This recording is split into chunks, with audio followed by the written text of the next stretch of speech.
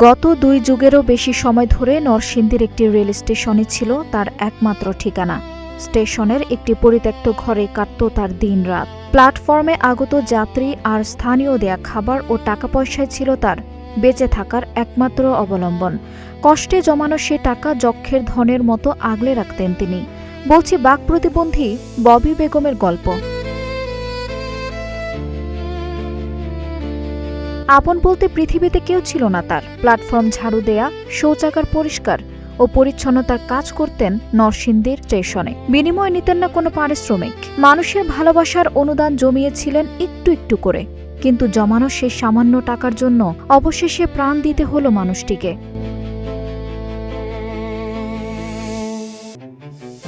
গত ৪ জুলাই দিবাগত রাতে ওই ঘরে ঢুকে ববি বেগমকে নির্মমভাবে মারধর ও তার সব টাকা ছিনিয়ে নেয় দুর্বৃত্তরা। ২ চোখে ও তার শরীরে বিভিন্ন জায়গায় ছিল আঘাতের চিহ্ন। প্রাথমিক চিকিৎসা দেওয়ার পর সুস্থ মনে হলেও ৭ জুলাই রাতে ববি বেগমের শারীরিক অবস্থার অবনতি হলে উপজেলা স্বাস্থ্য কমপ্লেক্সে নেওয়া হয়।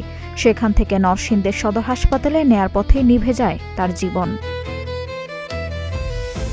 ববি বেগম তার জীবনের শেষ দিন পর্যন্ত রেল স্টেশন পরিষ্কার রেখেছিলেন। বিনিময়ে চেয়েছিলেন শুধু একটু বেঁচে থাকা আর সামান্য অবলম্বন। দিন শেষে হারিয়ে গেল এক নীরব সংগ্রামীর জীবন, আর রেখে গেল অগণিত প্রশ্ন।